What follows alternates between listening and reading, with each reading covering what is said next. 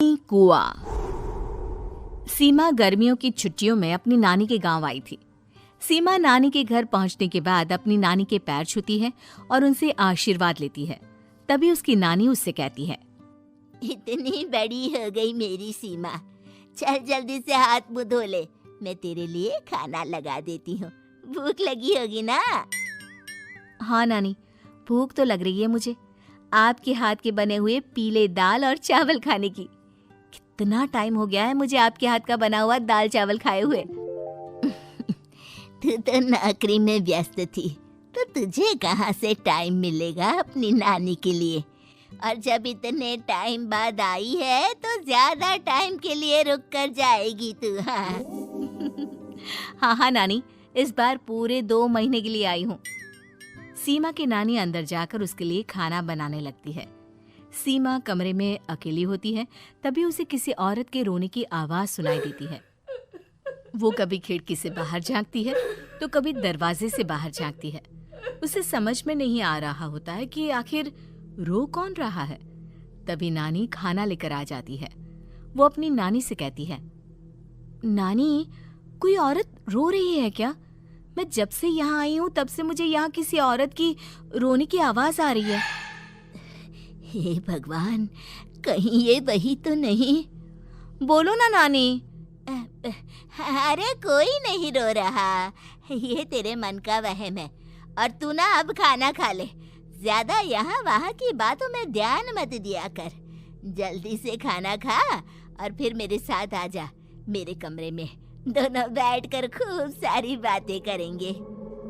ऐसे ही अगले दिन सीमा अपनी नानी के साथ गांव के बाजार जा रही होती है। उसी रास्ते में फिर से किसी औरत के रोने की आवाज आती है। वो अपनी नानी से कहती है, अरे नानी, क्या सच में तुम्हें अभी भी किसी औरत की रोने की आवाज नहीं सुनाई दे रही?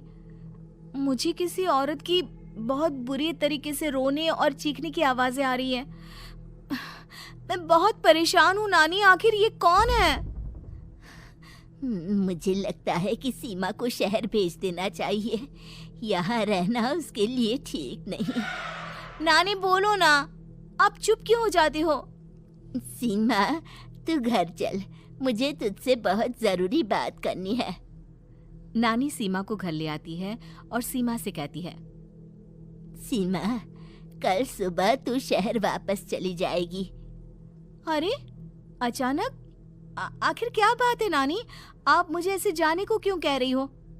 मैं बस जो कह रही हूँ उस पर ध्यान दे। तू कल सुबह यहाँ से चली जाएगी, और ये बात मैं कोई मजाक में नहीं बोल रही। तू कल जाएगी तो मतलब जाएगी। अरे नानी, चली जाऊंगी मैं, ठीक है, पर आखिर बात क्या है ये तो बता दो। मम्मी से कोई बात हुई है या फिर मुझसे कोई गलती हुई है जो तुम मुझे अचानक से जाने के लिए बोल रही हो? देख सीमा, रात बहुत हो चुकी है और मुझे इस बारे में कोई बात नहीं करनी। चल, अब चल के मेरे साथ सो जा। सुबह की बस पकड़कर तुझे शहर भी तो जाना है। सीमा को अपनी नानी का ऐसा व्यवहार देखकर बहुत ही अजीब लगता है। उसे कुछ समझ में नहीं आ रहा होता है कि आखिर उसकी नानी उसे अचानक से गांव छोड़कर जाने के लिए क्यों कह रही है। ये सारी बातें सोचते सोचते सीमा की आंख लग जाती है और वो अपनी नानी के साथ सो जाती है। ऐसे ही आधी रात को सीमा को फिर से किसी औरत की रोने की आवाज सुनाई देती है। वो उस औरत की आवाज सुनकर बार बार करवटें बदल रही होती है और तभी उसे सपने में भी एक अजीब सी औरत की परछाई दिखाई देती है, जो इतना चीख चीख कर रो रही होती है कि सीमा डरकर उठ जाती है। वो पूरे पसीने पसीने हो रही होती है। वो अपने आसपास देखती है तो घर में बिल्कुल शांति का माहौल होता है। सीमा घबरा जाती है। वो अपनी नानी को जगाने की कोशिश करती है मगर उसकी नानी नहीं जगती। सीमा को फिर से उस औरत की रोने की आवाज सुनाई देती है। आखिरकार सीमा अपने आप को रोक नहीं पाती और वो घर का दरवाजा खोलकर बाहर निकलती है। आखिर ये माजरा क्या है? आज तो मैं पता करके रहूंगी। अब आवाज का पीछा करते हुए सीमा आधी रात को गांव के चौपाल के पास बने कुएं के पास पहुंच जाती है, जहां कुएं की चारों ओर बेड़ियां लगी होती हैं। उन बेड़ियों में लगे हुए ताले के साथ एक लाल रंग का कपड़ा और माता रानी का कलावा बंधा होता है। उस कुएं में से सीमा को किसी के रोने की आवाज आती है। सीमा परेशान हो जाती है। इस कुएं में कौन है? कौन है यहाँ? सुनो, कौन है? कौन रो रहा है? वो चिल्ला चिल्ला कर पूछती है और साथ ही लोगों को जगाने की कोशिश करती है, मगर किसी को भी उसकी आवाज सुनाई नहीं देती। अब सीमा खुद उस कुएं के पास की बेड़ियों और तालों को खोलने की कोशिश करती है और किसी तरह कुछ देर की मशक्कत के बाद सीमा उसको खोल भी देती है। और जैसे ही वो कुआं खोलकर उसके अंदर झांकती है, सीमा उस कुएं में गिर जाती है। इतने में उसकी नानी की नींद भी खुल जाती है और सीमा को पास ना देखकर नानी परेशान हो जाती है। नानी घबराकर पूरे घर में उसे ढूंढने की कोशिश करती है, जिसके बाद उसकी नानी और सभी लोग उस खूनी कुएं के पास जाते हैं और सीमा की नानी कुएं के पास खड़ी होती है।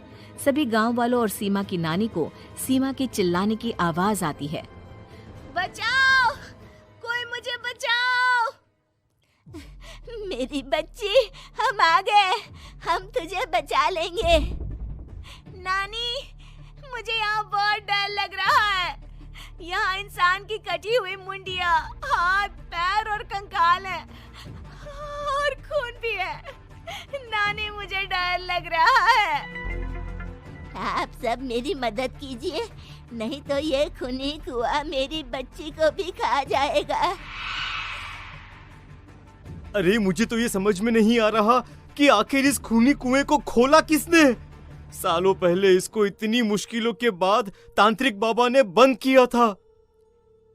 अरे पूरा गांव खूनी कुएं के बारे में अच्छे से जानता है, तो कोई भी जानबूझकर तो ऐसा करेगा नहीं। मतलब किसी ने अनजाने में इसे खोल दिया है भैया। सीमा को इस बारे में मालूम नहीं था और जब से वो यहाँ आई थी तभी से उसे किसी औरत के रोने की आवाज़ें भी सुनाई दे रही थी। कहीं सीमा ने ही तो उसे नहीं खोला। अगर ऐसा है तो फिर सीमा का बचना बहुत मुश्किल है। वहीं कुएं के अंदर सीमा रोते हुए बैठी होती है कि उसे आवाज सुनाई देती है जो कुएं के बाहर खड़े गांव वालों में से किसी को सुनाई नहीं देता। आज सालों के बाद मुझे ताजा खून मिलेगा। तेरा खून पीकर आज मैं अपनी प्यास बुझाऊंगा।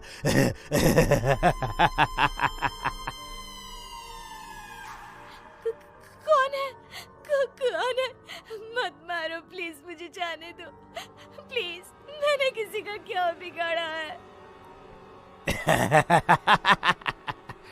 वो तुझे मरने के बाद पता चल ही जाएगा। जितने में गांव वाले और सीमा की नानी कुछ सोच पाते, उतने में उन्हें सीमा के चिल्लाने की आवाज आती है और अगले ही पल सब शांत हो जाता है। क्या हुआ? सीमा, मेरी बेटी। माफ करना बहन, लेकिन अब सीमा वापस नहीं आएगी। हमें एक बार फिर से कुएं को बंद करना होगा। गांव वाले तभी तांत्रिक को बुला कर लाते हैं।